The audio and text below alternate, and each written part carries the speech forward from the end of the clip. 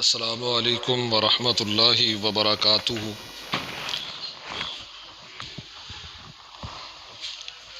ان الحمد للہ نحمده ونستعینه ونستغفره ونعوذ باللہ من شرور انفسنا ومن سیئات اعمالنا من يهده اللہ فلا مضل له ومن يضلله فلا هادی له واشهد ان لا الہ الا اللہ وحدہ لا شریک له واشهد ان محمدا عبدہ ورسولہ اما بعد فان خیر الحدیث کتاب اللہ وخیر الہدی ہدی محمد صلی اللہ علیہ وسلم وشر الامور محدثاتها وکل محدثۃ بدعہ وکل بدعۃ ضلالہ وکل ضلالۃ فی النار۔ اللہم صلی علی محمد وعلی آل محمد وبارک سلم وصلی علیہ۔ اعوذ باللہ السمیع العلیم من الشیطان الرجیم، بسم اللہ الرحمن الرحیم۔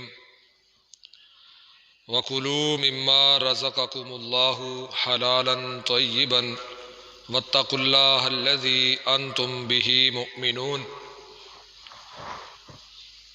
حمد و ثنا، تعریف، کبریائی، نذر و نیاز اللہ وحدہ لا شریک کی ذات جل وعلا کے لیے خاص ہے۔ انگنت لا تعداد بے شمار درود اور سلام آقا نامدار امام الانبیاء حضرت محمد الرسول اللہ صلی اللہ علیہ وآلہ وصحبہ وبارک وسلم کی ذات اقدس و اطہر پر ہوں۔ میرے لیے انتہائی احترام کے لائق محترم بزرگوں، دوستوں اور بھائیوں،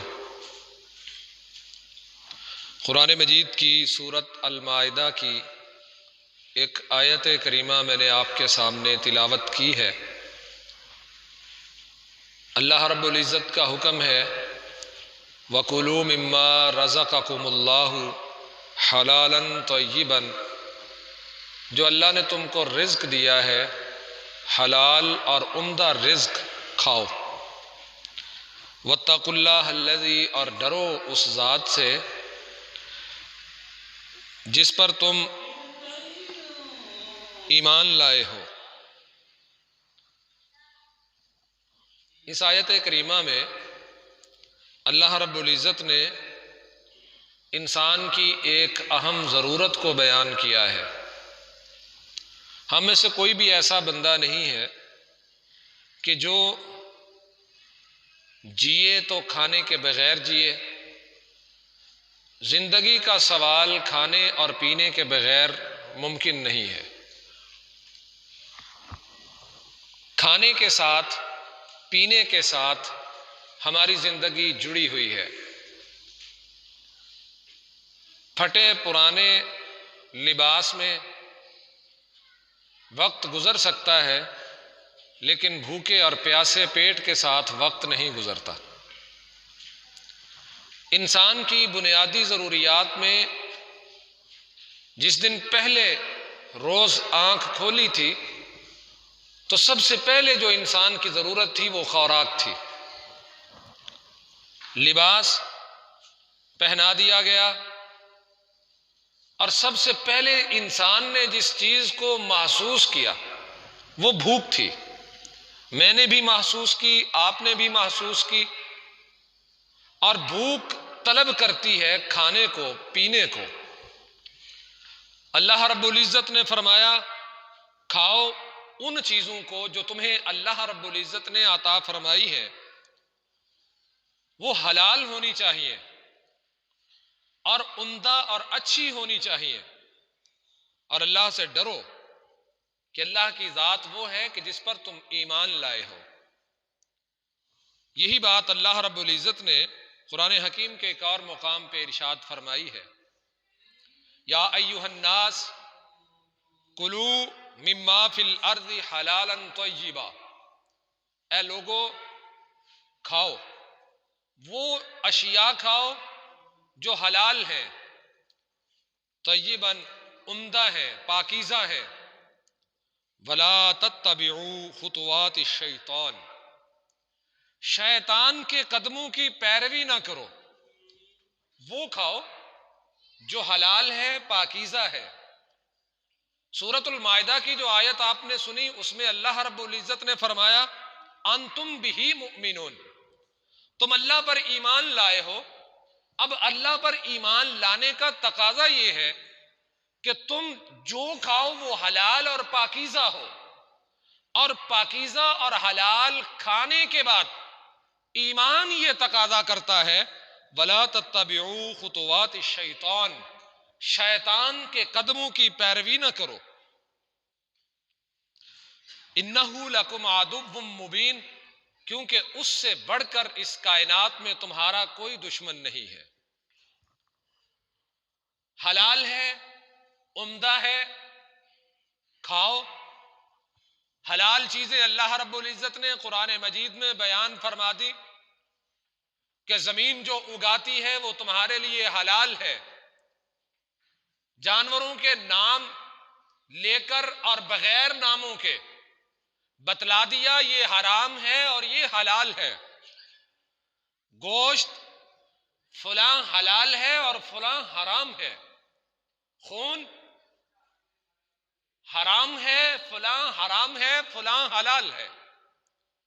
ہر چیز ہمارے لیے واضح ہے، حلال کیا ہے، حرام کیا ہے۔ اب حلال ہونے کے بعد وہ چیزیں، وہ کھانے، وہ پہناوے اور لباس جو اللہ نے ہمارے لیے حلال فرمائے ہیں وہ حلال ہو چکے ہیں۔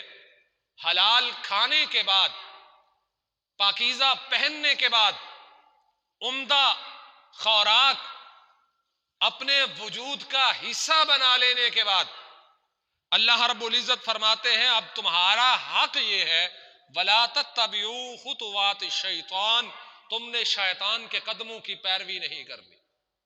اب شیطان کے قدم کیا ہے؟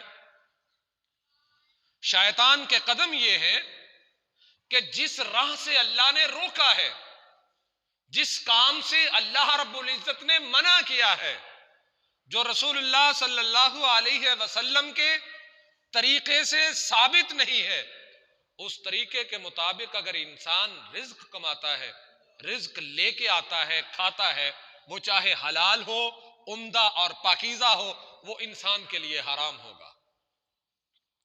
اللہ رب العزت فرماتے ہیں یا ایھا الذین آمنوا لا تأکلوا اموالکم بینکم بالباطل۔ وہ جو شیطان کے قدم ہیں ان کو سمجھنے کے لیے سورۃ النساء کی آیت کریمہ دیکھیے۔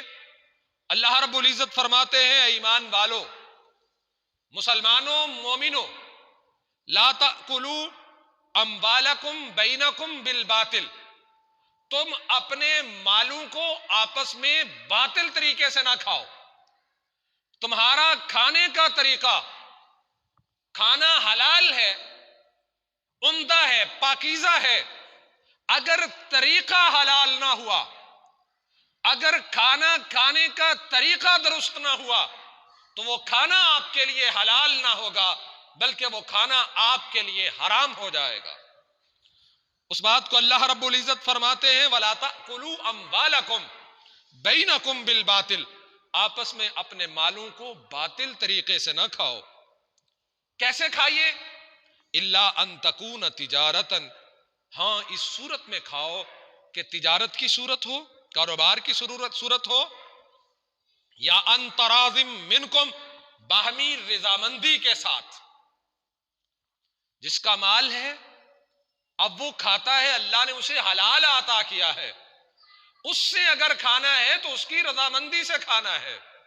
دھونس، دھاندلی، چوری، ڈکیتی، دو نمبری، ماپ تول میں کمی، کسی قسم کے جرم سے بچتے ہوئے اس کے مال میں سے اگر کھانا ہے تو اس کی رضامندی سے کھانا ہے۔ اگر وہ راضی نہیں ہے، آپ زبردستی سے کھاتے ہیں، تب بھی وہ مال آپ کے لیے حرام ہو جائے گا۔ وَلَا تَقْتُلُوا أَنفُسَكُمْ، اس آیت کریمہ میں آخر پہ اللہ فرماتے ہیں، پہلے اللہ نے فرمایا ایمان والو تمہارے جو مال ہیں ان کو باطل طریقے سے نہ کھاؤ، تجارت یا باہمی رضامندی کے ساتھ کھاؤ، ولا تقتلوا انفسکم، اور اپنے آپ کو ہلاکت میں نہ ڈالو۔ مطلب کیا ہے؟ اب تم اس رستے کو چھوڑ کے کسی اور طریقے سے کھاؤ گے تو وہ تم اپنے آپ کو ہلاکت میں ڈالو گے۔ اور یاد رکھو ان اللہ کان بکم رحیما، اللہ رب العزت نہیں چاہتا کہ تم ہلاکت میں پڑو، اللہ چاہتا ہے کہ تم پر وہ رحم فرمائے، اور رحم تبھی ہوگا جب تم اللہ کی مرضی کے مطابق اپنا رزق کھاؤ گے۔ حلال رزق جب تک انسان کے حلق سے نیچے نہیں اترے گا انسان کی عبادت قبول نہیں ہوتی۔ عمدہ رزق، حلال رزق، اور اس کے بعد اس کو کمانے کا طریقہ بھی حلال ہو۔ اگر طریقہ حلال نہیں ہے، طریقہ حرام ہے، اور وہ کون سے طریقے ہیں جو حرام ہیں، اور حرام طریقوں سے انسان مال کھائے گا تو انسان کے لیے وہ مال حرام ہو جائے گا۔ ان میں سے پہلا جو ہے وہ یہ ہے کہ کسی کا مال ناحق دعویٰ کر کے ہڑپ لینا، یہ حرام ہے۔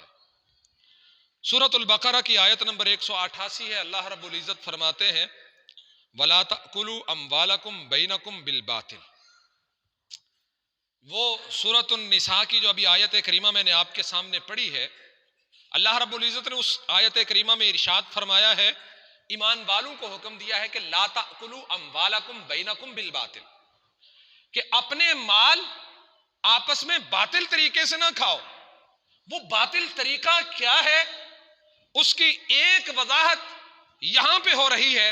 سورۃ البقرہ کی آیت نمبر 188 میں اللہ رب العزت فرماتے ہیں وَلَا تَأْكُلُوا أَمْوَالَكُمْ بَيْنَكُمْ بِالْبَاطِلِ وَتُدْلُوا بِهَا إِلَى الْحُكَّامِ، تم اس مال کو کھانے کے لیے حکام کو بھی آپس ساتھ شامل کرتے ہو۔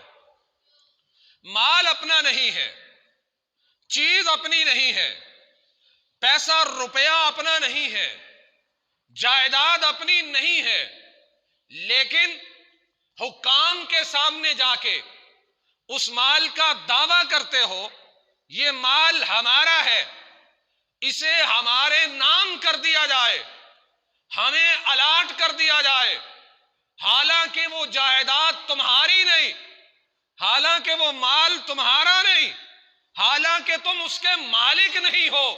جس کے مالک نہیں ہو اس کے مالک بننے کی کوشش کرتے ہو، بن جاتے ہو، وہ ناجائز قبضہ ہے۔ اللہ رب العزت فرماتے ہیں یہ تمہارے لیے حرام ہے۔ لِتَأْكُلُوا فَرِيقًا مِّنْ أَمْوَالِ النَّاسِ، کیوں؟ آخر اس کی ضرورت پیش کیوں آتی ہے؟ کسی کے مال پر ناحق قبضہ جمانے کی، پھر عدالتوں اور کچہریوں تک جانے کی ضرورت کیوں پیش آتی ہے؟ کیوں کسی کا ناحق حق دبایا جاتا ہے؟ کیوں کسی کے مال پہ، جائیداد پہ قبضہ کیا جاتا ہے؟ اللہ رب العزت فرماتے ہیں لِتَأْكُلُوا فَرِيقًا مِّنْ أَمْوَالِ النَّاسِ، اس لیے کہ تم چاہتے ہو کہ ایک گروہ جو ہے، جو زبردست ہے، پہنچ والا ہے، اب اس کا پہنچ جا رہی ہے، اب وہ اس کا جی چاہتا ہے جہاں پہ مرضی کرسی رکھ کے بیٹھ جاتا ہے، اور یہ کہتا ہے جہاں پہ ہم بیٹھ جائیں وہ علاقہ ہمارا ہو جاتا ہے۔ اللہ فرماتے ہیں یہ باطل طریقہ ہے، یہ حرام طریقہ ہے، اللہ رب العزت کو یہ طریقہ پسند نہیں ہے۔ اس طریقے سے کمائے ہوئے مال کے ساتھ ایک مسجد نہیں، 1000 مساجد کی تعمیر کروا دو۔ ایسے مال کے ساتھ ایک یتیم بچی کی شادی نہیں، پوری بستی کی بچیوں کی شادیاں کروا دو۔ ایسے مال کے ساتھ جو ناحق قبضہ کر کے کمایا گیا ہو، ایسا مال کبھی بھی حق نہیں ہو سکتا، وہ باطل ہے، اور باطل کمائی حلال نہیں ہو سکتی، چاہے اس کمائی کے بدلے میں حلال بکرے ذبح کر کر کے لوگوں کو کیوں نہ کھلاتا رہے۔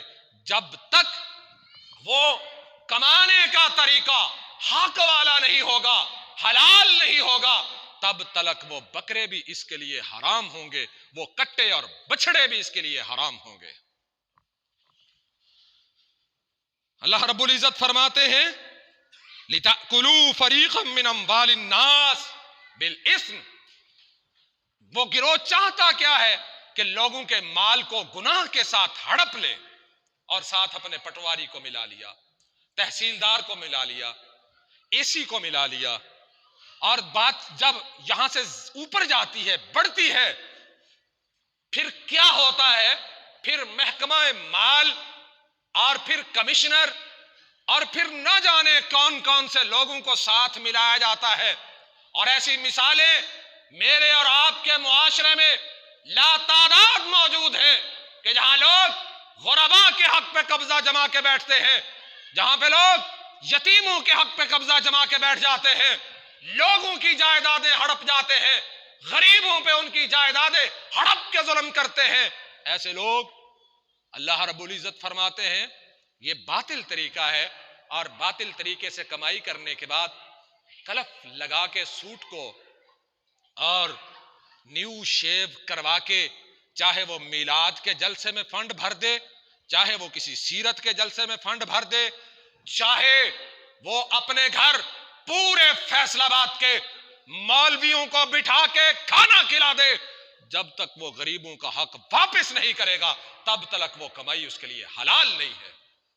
قرآن کہہ رہا ہے لا تأکلوا اموالکم بینکم بالباطل وتدلوا بها الى الحکام لتأکلوا فریقا من اموال الناس بالاثم وانتم تعلمون. اور اگلی بات یہ ہے، اللہ رب العزت فرماتے ہیں تمہیں اس حقیقت کا علم بھی ہوتا ہے، تمہیں اس حقیقت کا علم بھی ہوتا ہے کہ جو میں کما رہا ہوں وہ حرام ہے، حلال نہیں ہے، اس کے باوجود حرام اکٹھا کرتے جا رہے ہو.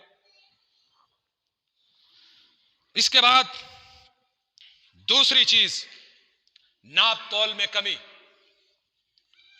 اللہ رب العزت قرآن حکیم میں ارشاد فرماتے ہیں ویل للمطففین، ناپ تول میں کمی کر کے کمائی ہوئی دولت بھی حرام ہے، ناپ تول میں کمی کر کے کمایا ہوا پیسہ بھی حرام ہے. اللہ رب العزت نے قرآن حکیم میں ارشاد فرمایا ہے ویل للمطففین الذین اذا اکتالوا علی الناس یستوفون. قرآن مجید میں کالو کا لفظ جہاں بھی آیا ہے دو نقطوں والی قاف آئی ہے قالو. ایک مقام ہے جہاں پہ کاف ڈنڈے والی ہے کالو، اور وہ مقام یہ قرآن مجید کا مقام ہے سورۃ المطففین سے 30واں پارہ ویل للمطففین، ہلاکت ہے مطففین کے لیے. اب مطففین کون ہے؟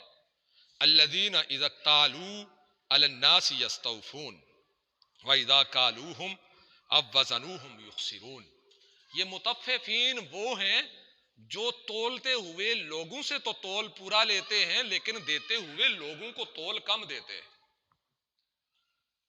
یہ جب تولتے ہیں لوگوں کو تول کم دیتے ہیں، جہاں سے لیتے ہیں پورا لیتے ہیں،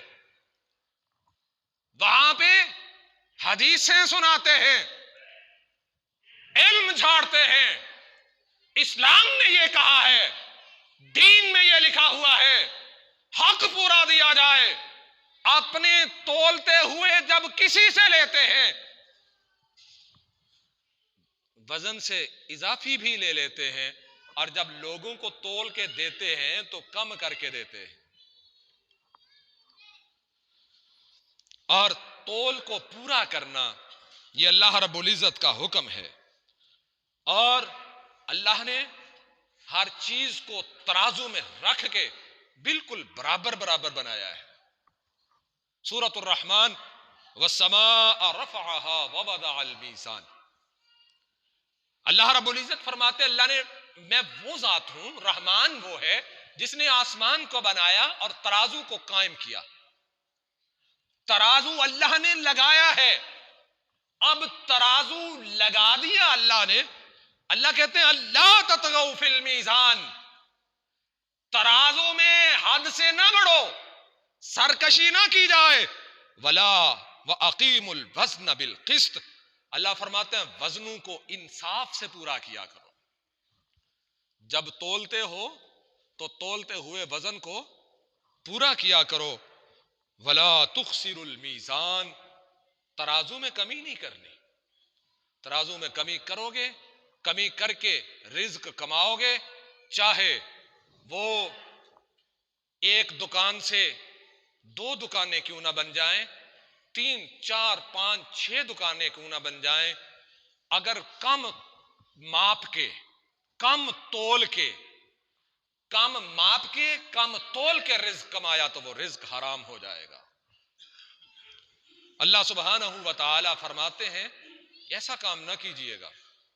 رزق ایک مسلمان کا حلال ہونا چاہیے، رزق ایک مسلمان کا عمدہ ہونا چاہیے. اب رزق کمانے کا طریقہ بھی حلال ہونا چاہیے، عمدہ ہونا چاہیے. تیسری بات، دھوکہ دے کے رزق نہ کمایا جائے. رسول اللہ صلی اللہ علیہ وسلم کا فرمان ہے، من غش فلیس منا. یہ عام حدیث لکھی ہوتی ہے، ہر دکان پہ لکھی ہے، ہر دودھ والے نے لکھی ہوتی ہے. اللہ کے فضل سے شہروں میں جہاں سے دودھ پانی دودھ کے نام پہ ملتا ہے، یہ ہم بس ایک پنڈ میں بیٹھے ہوئے ہیں یہاں پر، پھر بھی اللہ کا شکر ادا کریں کہ دودھ ملتا ہے. چلیں دودھ کو پانی بنانے کی کوشش کی جاتی ہے. حالات اب اس قدر بگڑ چکے ہیں، حلیب، نیسلے اور ایوری ڈے، فلاں کمپنیاں اب ان کے ڈبوں سے بات آگے نکل کے وہ جو شہر میں کھلا دودھ بیچنے والے ہیں ان کی بڑی بڑی دکانوں تک پہنچ چکی ہے. وہ حلیب والوں نے لکھا ہوتا ہے یہ جو تم پی رہے ہو یہ دودھ نہیں ہے. انہوں نے دیسی گھی پر بھی لکھا ہوتا ہے، وہ مکھن آتا ہے بلو بینڈ، وہ مکھن آتا ہے اس کے نیچے بھی انہوں نے لکھا ہے یہ مکھن نہیں ہے. پھر کیا ہے؟ یہ وہ زہر ہے جو ہم اپنی رگوں میں دیکھ کے سمجھ کے اتار رہے ہیں، اور ملاوٹ کے ہم ایسے عادی ہو چکے ہیں، 2 نمبری ہیرا پھیری کے ایسے عادی ہو چکے ہیں. مجھ سے لے کے اس ملک کے وزیر اعظم اور صدر تک تمام جتنے بھی رہنے والے، ہم 22 کروڑ عوام کبھی کھلے میدان میں کھڑے ہو کے اللہ کے سامنے سر جھکا کے کھڑے ہوں اور پھر ہم سوچیں کہ ہمارے اندر کون سی بیماری ہے جو موجود نہیں ہے. رسول اللہ صلی اللہ علیہ وسلم فرماتے ہیں من غش فلیس منا، جس نے ملاوٹ کی وہ ہم میں سے نہیں ہے. آپ نے دیکھا ڈھیر لگا ہوا ہے اناج کا، کوئی جنس پڑی ہوئی تھی، آپ نے ایسے کر کے ہاتھ مارا، جب آپ کا ہاتھ اندر جاتا ہے تو باہر خشک پڑی ہوئی، سوکھی پڑی ہوئی، اندر ہاتھ ڈالا تو آپ نے فرمایا یہ 2 نمبری ہے، یہ ملاوٹ ہے. کیا تم گاہکوں کو بتا رہے ہو یہ گیلی ہے؟ ہمارے ہاں وزن بڑھانے کے لیے یہ بھوسا جو بکتا ہے، یہ گندم کا، یہ گندم کی کٹائی میں بہت بھوسا نکلتا ہے جسے توڑی کہتے ہیں. توڑی کی منڈی رات کو کیوں لگتی ہے، دن کو کیوں نہیں لگتی؟ یہ صرف ایک توڑی ہے، رات کو منڈی کیوں لگتی ہے؟ اور سنہری بلب جلا کے منڈی کیوں لگتی ہے؟ لینے والے کو بھی پتا ہے، دینے والے کو بھی پتا ہے کہ اس میں پانی ملایا ہوا ہے، وزن بڑھایا ہوا ہے، اور پھر خریدنے والا بھی خرید رہا ہے، بیچنے والا بھی بیچ رہا ہے. بیچنے والے کو پتا ہے میں دودھ نہیں بیچ رہا. یہ 2-3 دن کی بات ہے، ایک دودھ فروش گوالا جڑا والا سے ایک ساتھ ہی کسی گاؤں سے شہر کو جا رہا تھا. ہم پانی بھرنے گئے ہوئے تھے باہر فلٹر پلانٹ پہ، یہ فیکٹری کے سامنے جو پانی کا پلانٹ ہے اس پلانٹ پہ ہم باپ بیٹا کھڑے تھے، پانی بھر رہے تھے. اب میں نے اپنے سامنے دیکھا، اس بندے سے کہا بھی ہے، میں نے کہا جی واہ جی کیا بات ہے، آپ خالص دودھ میں خالص پانی کی ملاوٹ کر رہے ہیں، خالص دودھ میں فلٹر شدہ خالص پانی کی ملاوٹ. یہ پھر بھی اللہ کا احسان ہے. کم از کم دودھ تو ہے. لیکن جو شہروں میں بیچا جا رہا ہے دودھ کے نام پہ، انور سلفی صاحب شہر سے آئے ہیں، ان کو پتا ہے، وہ دودھ نہیں ہے. وہ دودھ نہیں ہے. اکثر دکانوں سے جا کے پتا کر لیجئے، کوئی کسی محلے میں کسی کونے میں چھوٹی سی دکان ہوگی جو خود گاؤں میں جاتا ہوگا اور دودھ خود بھر کے لاتا ہوگا، خود دھو کے لاتا ہوگا، اور جس کا یہ دعویٰ ہوگا جو دودھ میں بیچ رہا ہوں یہ خالص ہے. باقی کوئی بھی نہیں کہہ سکتا کہ میں خالص تو چھوڑیے میں دودھ بھی بیچ رہا ہوں. اللہ کے نبی نے کیا کہا ہے؟ من غشا فلیس منا، جس نے ملاوٹ کی وہ میری امت میں سے نہیں ہے. اور اللہ کا حکم کیا ہے؟ اب یہ اللہ کا حکم دیکھیے، اللہ کہتے ہیں کھاؤ پاکیزہ عمدہ حلال. اللہ کا حکم یہ ہے. پھر اللہ کا حکم یہ ہے کہ حلال کھانا ہے، عمدہ کھانا ہے، شیطان کے قدموں کی پیروی نہیں کرنی. اب شیطان کے قدموں کی پیروی کیا ہے؟ جب شیطان کے قدموں کی پیروی ہوگی رزق حرام ہو جائے گا. اور رزق کن وجوہات کی بنا پر حرام ہوتا ہے؟ ان میں سے ایک وجہ دھوکہ دہی بھی ہے، اور اگلی وجہ حرام چیزوں کی خرید و فروخت بھی، وہ بھی اس کا رزق بھی حرام ہے. سیرت کی کتابوں میں ایک واقعہ لکھا ہوا ہے، بڑا دلچسپ واقعہ ہے، میں آپ کو سناتا ہوں، پھر یہ حدیث میں آپ کو سناؤں گا، پھر آپ کو بات بڑی آسانی سے سمجھ آئے گی.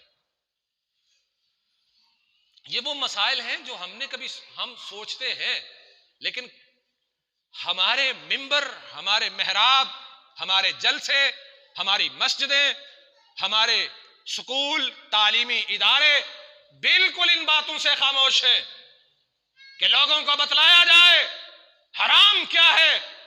وہ کون سے ذرائع ہیں کہ جن ذرائع کے ساتھ رزق کمایا، دسترخوان پر چاہے ایک نمبر فروٹ کیوں نہ پڑا ہو، دسترخوان پر چاہے گھر کے فارم کے پالے ہوئے جانور کا گوشت ہی کیوں نہ پڑا ہو، بہترین بھنا ہوا کیوں نہ ہو، روٹیاں چاہے اپنے گھر کی گندم کی کیوں نہ ہوئی، اگر کمانے کا طریقہ حلال نہ ہوا تو رزق حرام ہو جائے گا. اور وہ کون سے طریقے ہیں جن طریقوں سے رزق کمایا جائے گا تو ہمارے لیے حرام ہو جائے گا؟ رسول اللہ صلی اللہ علیہ وسلم کا فرمان. اس سے پہلے یہ بات سنیے، آپ 32 سال کے تھے تو آپ کے قبیلے والوں نے، مکے شہر والوں نے یہ ارادہ کیا کہ بیت اللہ کو، چونکہ اس کی بنیادیں خستہ ہو چکی ہیں، اب تو اینٹیں بھی جھڑنا شروع ہو گئی ہیں، کیوں نہ ایسا ہو کہ بیت اللہ کو ایک دفعہ گرا کے پھر دوبارہ تعمیر کیا جائے. بیت اللہ کو گرا کے دوبارہ تعمیر کیا جائے. بھائی او ماجد انہاں نو ماما کول دے آ، انہاں نو آکھو سانبھو انہاں نو، تہاڈی مہربانی ہے. ایک ٹائم چ کوئی جمعہ بڑا ہوندا یار، سیانے بندے مسجداں چ آیا کرو، ایڈے بھی نیانے نہ لے آیا کرو کہ مولوی نو انہاں نو لوری دینی پوے. ہے جی دھیان کرو، کوئی نہیں چل گئے رہے، لوری واسطے بھی مولوی بھرتی کرنے ہو، پھر بچے لے آیا کرے آجے. اللہ تعالیٰ رحم فرمائے، برکت فرمائے. ہم کہاں پہ تھے؟ حرام جو کمانے کے ذرائع ہیں جن سے رزق حرام ہو جاتا ہے. مکے والوں نے بیت اللہ کی تعمیر کی. آپ آج بھی دیکھتے ہیں جو گئے ہیں اللہ ان کو پھر اپنے گھر میں لے جائے، اور ہم نہیں گئے اللہ ساڈا بھی کوئی جگاڑ لا دے تو سانوں بھی اپنے گھر لے جائے. اللہ سب کو اپنے گھر کی زیارت نصیب فرمائے. اب جو لوگ گئے ہیں، جو نہیں گئے، سب نے دیکھا ہے کہ خانہ کعبہ جو بنا ہوا ہے اس کے ساتھ خالی جگہ ہے، اسے حتیم کہا جاتا ہے. اس حتیم کو خالی چھوڑنے کی وجہ کیا ہے؟ وہ بیت اللہ کا، خانہ کعبہ کا وہ حصہ ہے. وہ جو چوکور عمارت ہے مسجد حرام کے درمیان کالے رنگ کی، اسے خانہ کعبہ کہا جاتا ہے. اب اس خانہ کعبہ کے ساتھ جو خالی جگہ ہے اسے حتیم کہا جاتا ہے. اب وہ خالی کیوں ہے؟ مکے والوں کے پاس کیا پیسے نہیں تھے کہ خالی رہ گئی؟ مکے والوں کے پاس پیسے بڑے تھے، حلال کے نہیں تھے. ان کو کہتے ہیں نا وہ جاہلیت کے لوگ تھے، زمانہ جاہلیت کے تھے. جاہل ہونے کے باوجود، مشرک ہونے کے باوجود، رب سے بیگانے ہونے کے باوجود، جس روز بیت اللہ کو تعمیر کرنے کی بات آئی، مل کے بیٹھے، کہا اس بیت اللہ کو تعمیر کیا جائے گا. بیت اللہ کی تعمیر میں کسی فاحشہ بدکارہ عورت کی کمائی نہیں لگائی جائے گی، سود کے پیسے نہیں لگائے جائیں گے. اس بیت اللہ کی تعمیر میں کتوں کی لڑائی کے پیسے نہیں لگیں گے، جانوروں پر کیے گئے ظلم کے پیسے نہیں لگیں گے، اور کتا اور بلیاں فروخت کرنے والوں کے پیسے بھی نہیں لگائے جائیں گے. جب پیسے اکٹھے کیے، اتنے ہی پیسے جمع ہو سکے کہ آج تم وہ عمارت دیکھتے ہو، اتنی عمارت وہ تعمیر کر سکے. حتیم خالی رہا، مکے والے مسلمان ہو گئے. پھر کسی نے رائے دی، مشورہ دیا کہ اللہ کے محبوب اس بیت اللہ کو پھر تعمیر کیجئے، گرا کے اکٹھا کر دیجئے. اللہ کے محبوب علیہ السلام نے فرمایا میں اس کو گراؤں گا نہیں، میری قوم نئی نئی مسلمان ہوئی ہے، کہیں اسلام سے برگشتہ نہ ہو جائے. آپ کا جواب یہ ہے، لیکن ذرا اس کی بیک گراؤنڈ میں جائیے، پس منظر میں جائیے. رب چاہتا تھا یہ نشان باقی رہے ان لوگوں کے لیے جو دنیا پر بیت اللہ کی بیٹیاں میری مسجدیں تعمیر کریں گے، میری مسجدوں کو لوگوں کے سجدے کرنے کے لیے سجائیں گے. ان لوگوں کے ذہن میں یہ بات رہے جب بھی مسجد بنانی ہے تو حلال رزق سے بنانی ہے، حرام رزق مسجد میں نہیں لگانا. کتے کی کمائی انہوں نے نہیں لگائی. اب سنیے حدیث. ہمارے ہاں جھانگ بازار میں چلے جاؤ، بلیاں بھی بکتی ہیں، کتے بھی بکتے ہیں. صحیح حدیث سنا رہا ہوں. وہ ایک دفعہ نا میرے بچے کے مامے کو شوق پڑا بلی پالنے کا. وہ بالوں والی بلیاں ہوتی ہیں، رشین کہتے ہیں شاید ان کو. وہ بلی تھی اس کے پاس. 2-4 دن میرے بچوں کو بھی شوق آ گیا، اس نے پکڑ کے تو جناب اس کے ساتھ تصویر بنا لی. اب تصویر بنانے کے بعد اس نے میرے واٹس ایپ کے نمبر پر سٹیٹس لگا دیا. اب ایک صاحب میرے ساتھ ایڈ تھے، انہوں نے فوراً مجھ سے رابطہ کیا، قاری صاحب بلی بیچ دیں، مجھے دے دیں. کتنے کی دیتے ہیں؟ اب ہماری جہالت کا عالم یہ ہے کہ ہمیں پتہ ہی نہیں کہ جو چیز حرام ہے اس کو بیچنا بھی حرام ہے. پڑھیے رسول اللہ کا فرمان صلی اللہ علیہ وسلم، مسند احمد سے. اللہ کے محبوب علیہ السلام نے فرمایا جو چیز حرام ہے اس کی قیمت بھی حرام ہے. آپ کہیں گے گدھا حرام ہے، اس کی قیمت حلال کیوں ہے؟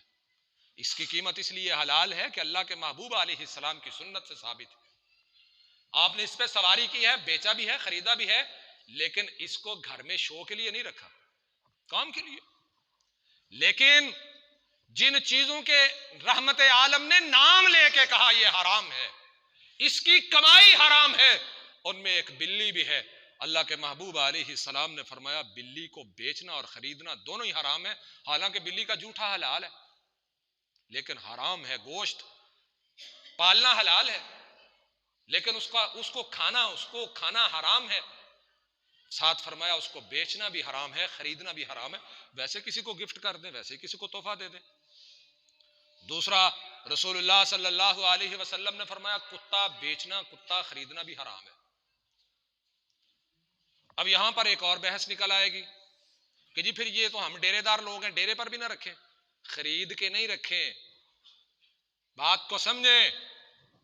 ایک ہے خریدنا اور بیچنا، ایک ہے رکھوالی کے لیے رکھنا، شکار سکھا کے اپنے پاس کتا رکھنا.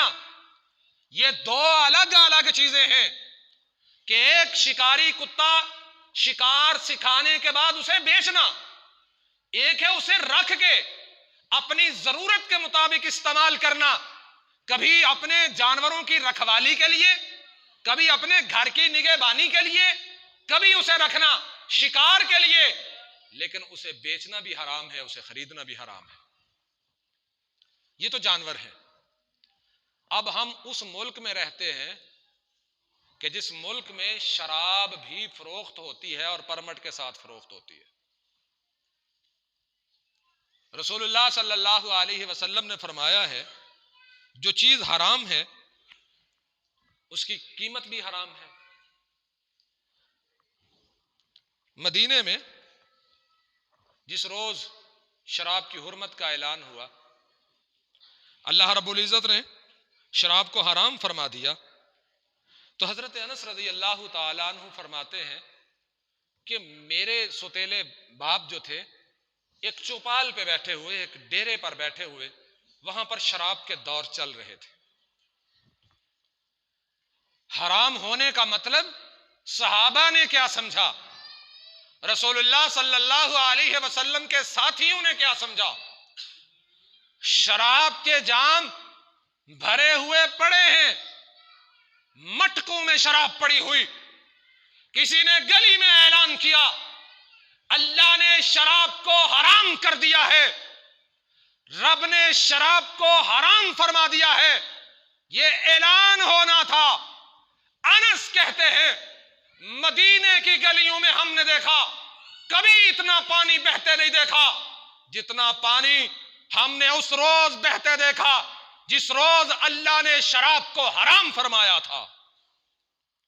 کیا صحابہ کو نہیں پتا تھا؟ صحابہ نہیں جانتے تھے کہ حرام تو ہو گئی ہے لیکن کوئی گل نہیں، یہودیوں نو بیچ دینے ہیں، عیسائیوں نو بیچ دینے ہیں، ہم بھی تو پرمٹ دیتے ہیں شراب کے عیسائیوں کو۔ کہا کیا جاتا ہے جناب، شراب کا پرمٹ پاکستان میں کسی مسلمان کو نہیں ملے گا، شراب کا پرمٹ چاہیے بیچنے کے لیے، خریدنے کے لیے تو عیسائیت کا لائسنس لے کے آؤ، ہم تمہیں پرمٹ دے دیں گے۔ اور اسلام کیا ہے؟ جہاں پر اسلام کی حکومت قائم ہو جائے، رسول اللہ کا نام بلند ہو جائے، توحید کا علم لہرا جائے، پھر اس معاشرے میں چاہے مسلمان رہنے والے ہوں، چاہے ان کے ساتھ غیر مسلم بسنے والے ہوں، رب کا قانون کہتا ہے یہاں جو حرام ہے وہ مسلمانوں کے لیے بھی حرام ہے، جو حرام ہے وہ کافروں کے لیے بھی حرام ہے۔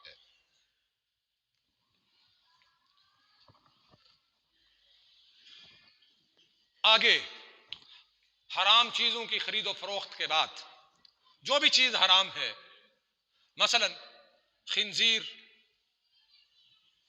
بیچنا بھی حرام ہے، خریدنا بھی حرام ہے، لیکن ہمارے ملک میں برش بنانے والی کمپنیاں، یہ دانتوں کے برش، یہ چھتوں کو یہ رنگ کرنے والے، اور خنزیر کا جو بال ہے وہ دوسرے جانوروں کے بال سے ذرا بہتر ہوتا ہے، اس بال کو برشوں میں استعمال کیا جاتا ہے،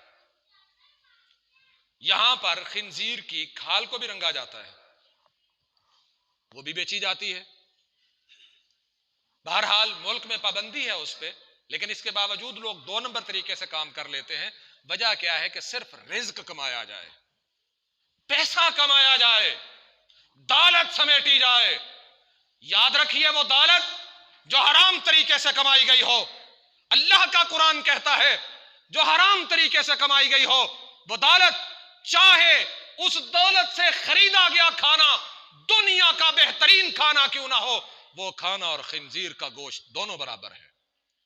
انما حرم علیکم المیتۃ والدم ولحم الخنزیر وما اہل بہ لغیر اللہ۔ حرام کمانے کے طریقے، ان میں سے ایک طریقہ ہے جوا، سٹا۔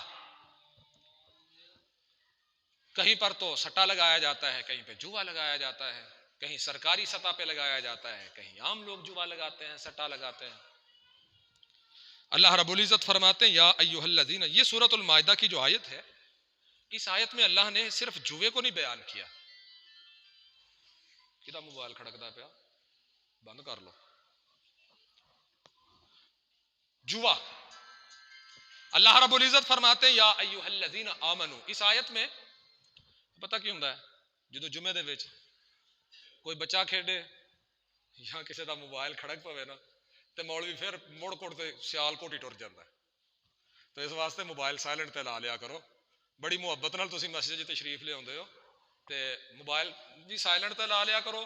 تے جڑے بچے 2 3 4 سال دے نا، تہاڈی مہربانی ہے، ساری زندگی جے اللہ نے مینوں زندگی دتی تے موقع دیتا، میں انہاں نوں پڑھاونا ہے انشاءاللہ، تے حالے انہاں نوں گھر چھڈ کے آیا کرو۔ جے 4 سال دے بچے نے نا، 5 سال دا ہوے 6 سال دا ہوے چلو انہوں سمجھ آ جاندی ہے، نکے بچے نوں تو پھر لوری ہی دینی نا مسجد۔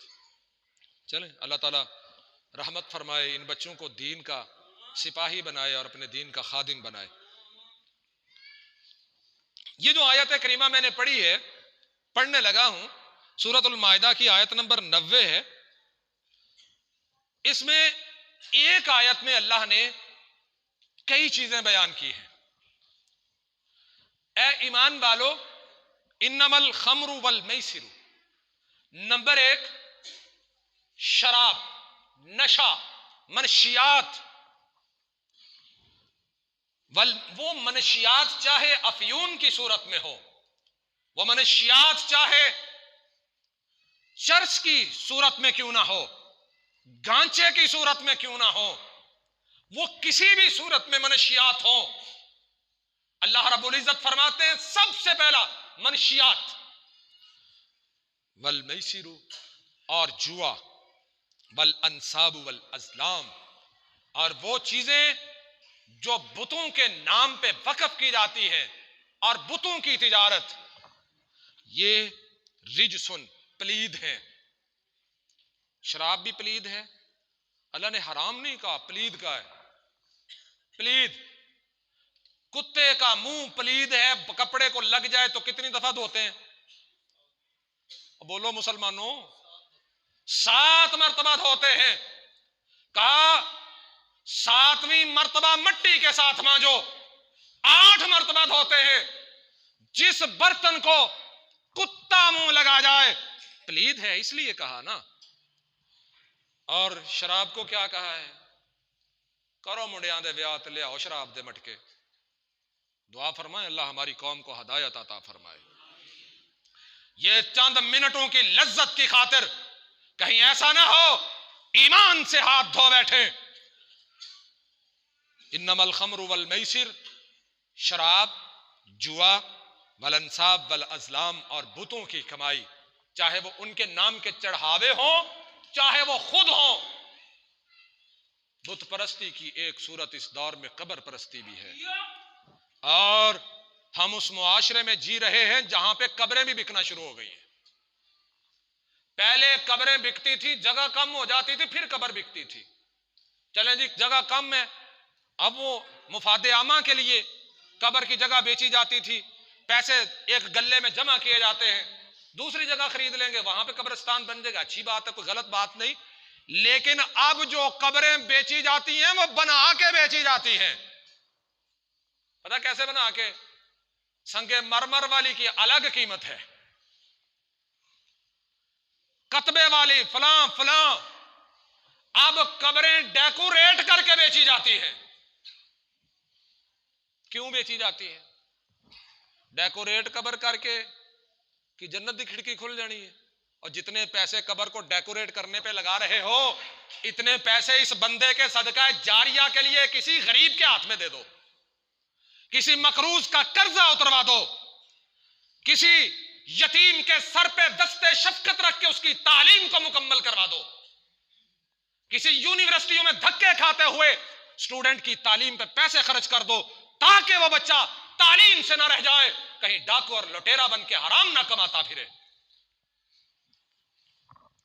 اللہ رب العزت فرماتے ہیں رجس من عمل الشیطان۔ 2 باتیں بڑی اہم ہیں، ایک شراب اور دوسری جوا۔ اللہ کہتے ہیں یہ دونوں پلید ہیں۔ کیا مطلب ہے؟ ان کے بدلے میں جو کماؤ گے وہ بھی پلید ہے، یہ خود بھی پلید ہے۔ رجسم من عمل الشیطان، شیطان کے عمل ہیں، فاجتنبوہ، بچ جاؤ ان سے، لعلکم تفلحون، شاید کہ تم فلاح پا جاؤ۔ اللہ رب العزت ہمیں حرام سے بچنے کی توفیق عطا فرمائے۔ 12-13 چیزیں میں نے لکھی ہوئی تھیں، جن میں سے 5-6 بیان کر سکا ہوں، آئندہ خطبہ جمعہ میں مزید چیزیں بیان کی جائیں گی۔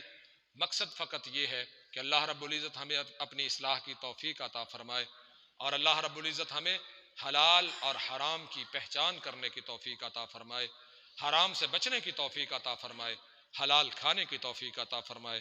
وما علی الا البلاغ۔